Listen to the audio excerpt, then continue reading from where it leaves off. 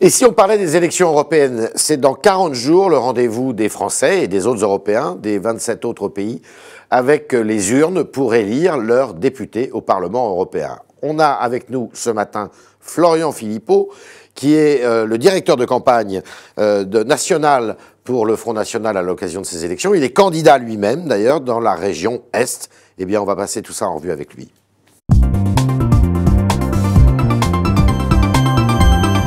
Florian Philippot, bonjour. Bonjour. 3 petites questions pour commencer. Est-ce que vous êtes d'accord avec la simplification du millefeuille administratif tel qu'il a été présenté par Manuel Valls? Je suis d'accord avec toutes les simplifications, mais surtout pas celle-ci. Pas celle-ci. La disparition du département vous paraît osée? Non, il faut garder le département. En revanche, on peut se poser des questions sur les régions, Ouais. qui devraient être de simples entités de coordination entre les départements, sans élus propres, sans compétences propres. D'accord. Alors, il y a un rapport qui est paru la semaine dernière. Est-ce que vous êtes d'accord avec ça pour dire que vous faites vos meilleurs scores électoraux, vous, le Front National, là où le chômage est élevé? On fait Plus nos de meilleurs 10%. scores là où on a le plus besoin de nous, Ouais. évidemment, bien Et sûr. c'est souvent dans les zones de chômage. C'est-à-dire que le chômage, c'est le signe de l'échec des politiques de l'UMP et du Parti Socialiste. D'accord. Le chômage, l'insécurité, la pauvreté, tout ce que vous Et voulez. c'est là que vous C'est là que nos solutions apparaissent D'accord. comme les plus probantes, mais maintenant on fait des bons scores partout aussi, il faut être honnête. Vous êtes directeur de campagne du Front National pour les élections européennes. Est-ce que le Front National sera en tête de ce scrutin sur l'ensemble du territoire? Oui, il sera en tête. Il sera en tête. Il le sera et il faut qu'il le soit. Parce D'accord. qu'il ne sert à rien de voter pour des partis qui proposent la continuité. Alors, je vous invite à écouter François Baroin maintenant, qui était hier au grand jury RTL, Le Figaro, LCI. Il doit s'exprimer sur l'Europe et sur l'Ukraine avant les européennes. Et ensuite, il s'exprimera sur son avenir et par conséquent sur une partie d'une autre, je le souhaite, avant les régionales. Alors, François Baroin dit Nicolas Sarkozy doit s'exprimer avant les élections européennes. C'est votre avis? Pour dire quoi? Quel est l'intérêt de la parole de Nicolas Sarkozy? Pour réunifier l'UMP, semble-t-il. C'est pas ça, c'est le cadet de mes soucis, si vous voulez. Ah bon? Non, mais enfin, Nicolas Sarkozy a parlé, beaucoup parlé. Il a été aux manettes pendant des années et des années. C'est une décennie. Pour vous, c'est du passé maintenant. Oui, c'est du passé, D'accord. Nicolas Sarkozy. Mais là, ils sont en train de le transformer en Giscard. Et À force de parler de lui comme ça, il faut qu'il revienne. Non, il ne faut pas qu'il revienne maintenant. Il y a un risque de giscardisation. Nicolas Sarkozy devrait s'en méfier. La zizanie à l'UMP vous sert-elle? La zizanie, elle est consubstantielle à un mouvement politique qui n'a plus d'idées et de convictions, et donc Ouais. qui en est réduit à la guerre des clans et la guerre des chefs. C'est le D'accord. cas de l'UMP. Voilà, mais ce qui nous sert, c'est que nous avons des idées, nous avons des convictions, c'est notre force. Est-ce que vous avez lu le dernier livre de Laurent Wauquiez, donc, qui est un des classiques de l'UMP, qui dit « En Europe, il faut tout changer ».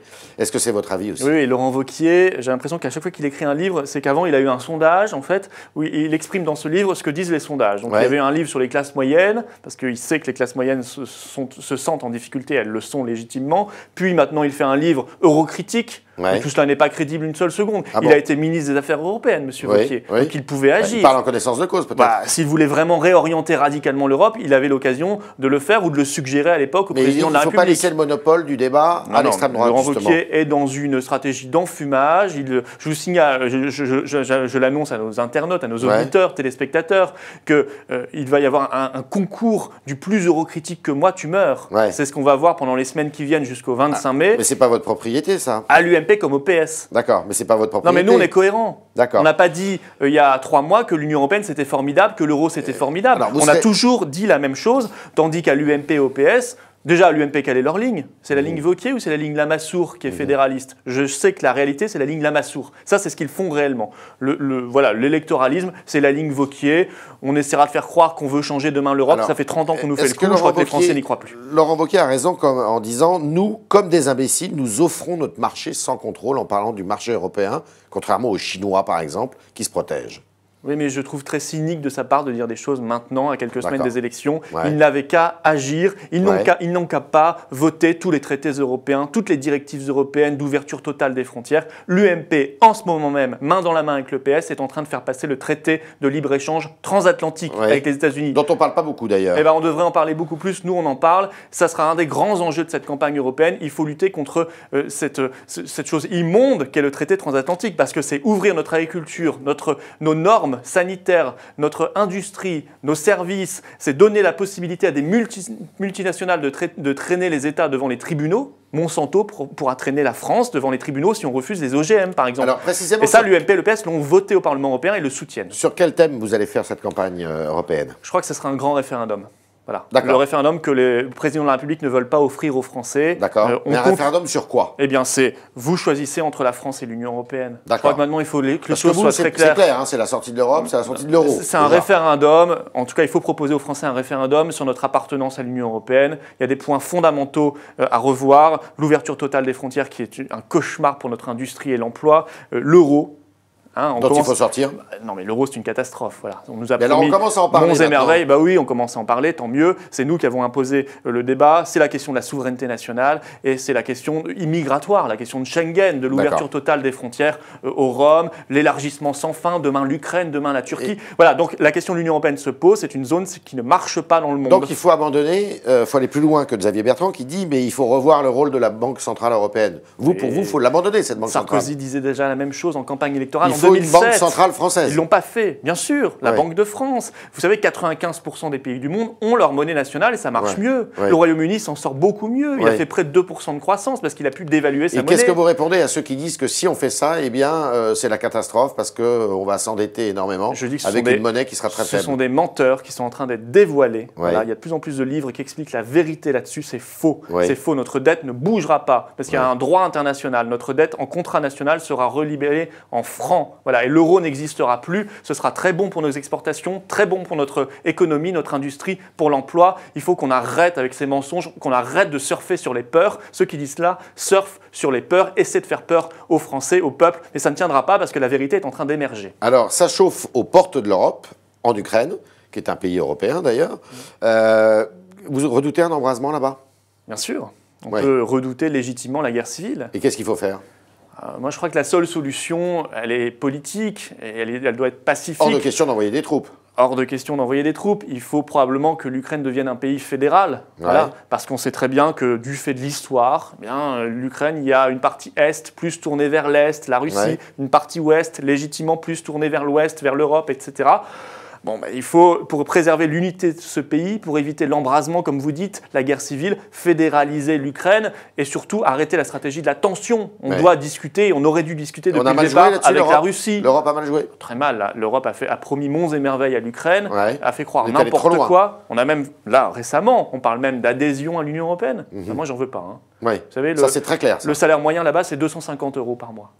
Je n'en veux pas et je crois que les Ukrainiens n'ont aucun intérêt non plus à venir en Europe, vu le cauchemar économique et social de cette Union européenne. On doit discuter sereinement avec la Russie, on doit arrêter de croire qu'on est en pleine guerre froide, on doit arrêter la stratégie de la tension.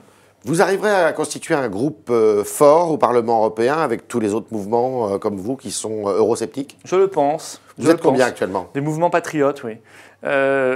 Il faut 7 nationalités et au moins 25 députés. Bon, 25, il n'y aura aucun problème. 7 nationalités, nous sommes en train de construire cela. Voilà, ce sera évidemment pour peser davantage au Parlement européen, pour se faire entendre. Le Front National, on verra si vous arrivez à vos fins, vous arriverez à envoyer combien de députés? Alors, je pense qu'on peut en envoyer au moins entre 15 et 20. Entre 15 et 20, d'accord. Oui, au moins. Et là, nous en avons 3. Vous pourriez vous associer au parti Jobbik de Hongrie? Non, ça c'est une position qui a été tranchée depuis ici longtemps. Même Jean-Marie Le Pen, la semaine dernière, a dit que Jobbik, c'était dans l'état d'esprit du Front National. Oui, non, j'ai vu ce qu'il avait dit, il n'a pas tout à fait dit ça, mais il y a une liste de mouvements avec lesquels nous avons déjà commencé les discussions, même plus que commencé les discussions. Il y a des accords avec certains d'entre eux, qui sont souvent d'ailleurs des mouvements qui sont en tête actuellement dans les sondages, dans leur propre pays. Mais Jobbik n'en fait pas parler. Non, Jobbik n'en fait pas partie. Et par ailleurs, avec les mouvements patriotes avec lesquels nous discutons, nous ne sommes pas d'accord sur tout. Que les choses soient claires, parce que nous sommes cohérents, nous respectons la souveraineté des nations et donc des partis. Pourquoi Jean-Marie Le Pen dit ça sur Jobbik alors? Non, j'ai vu ce qu'il avait dit. Il n'a pas tout à fait dit ça. Il a dit qu'il fallait respecter le choix, qui avait été fait par les habitants. C'est-à-dire que évidemment, on doit accepter le choix des urnes. D'accord. Voilà. Et on ne doit pas considérer que les électeurs votent mal. Ça, c'est une manie des élites françaises que de considérer que le peuple se trompe. Alors, vous avez récemment déclaré que vous déploriez le flicage des médias dans les nouvelles mairies emportées par le Front National. Ça veut dire quoi? J'ai parfois le sentiment qu'on va au zoo Quand on va, quand on va dans les communes Front National, on va voir ces drôles de créatures qui ont voté. C'est normal, c'est nouveau. Qui ont voté pour ce parti. On se demande peut-être est-ce qu'ils sont bien malins, est-ce qu'ils se sont pas fait rouler dans la farine, manipulés, parce qu'ils seraient plus bêtes que les autres. Forcément, ils ont voté Front National, donc ils doivent avoir un petit problème. Non, qu'on arrête, qu'on accepte sereinement le verdict des urnes. Le Front National est un grand parti, peut-être le premier parti de France, on le verra en tout cas aux européennes. Et donc, légitimement, il a beaucoup d'élus et maintenant, il a des communes. Et il faut s'y habituer parce que ça n'est qu'un début. Et demain, il aura des départements, il aura des régions et il arrivera à la tête du pays et il conduira la politique de la France pour son plus grand bien. S'il devient le premier parti de France fin mai, est-ce que le président de la République doit dissoudre l'Assemblée nationale? Oui, bien sûr. Il le faut. Il aurait dû déjà le faire après les municipales. Parce que ça sera un référendum anti ou pour Hollande. Si vous voulez, non, c'est pas un référendum, ça pose la question de l'Union européenne, d'abord, les européennes.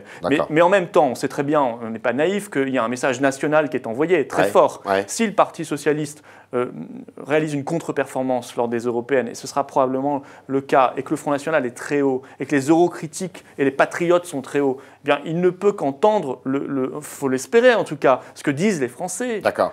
Il a remanié pour rien. Qui est-ce qui dirige la France actuellement ? Il n'a plus d'autre solution. C'est Manuel Valls ou c'est François Hollande? C'est qui l'homme fort aujourd'hui?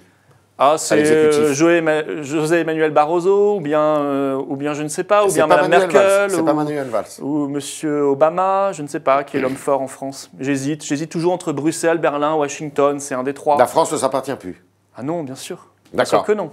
C'est du théâtre, mais il faut récupérer le pouvoir. C'était le talk Orange Le Figaro de Florian Philippot, qui va donc diriger la campagne nationalement pour le Front National aux européennes et qui nous dit qu'il espère bien arriver en tête de ce scrutin et qu'à ce moment-là, le président de la République devrait dissoudre l'Assemblée nationale parce que, il ne correspondra plus à ce que veulent les Français. Élections européennes dans lesquelles ils vont évidemment demander la sortie de l'euro. Et puis, regardez de très près ces accords commerciaux entre l'Europe et les États-Unis qui sont actuellement menés. Merci Florian Philippot. Merci à vous.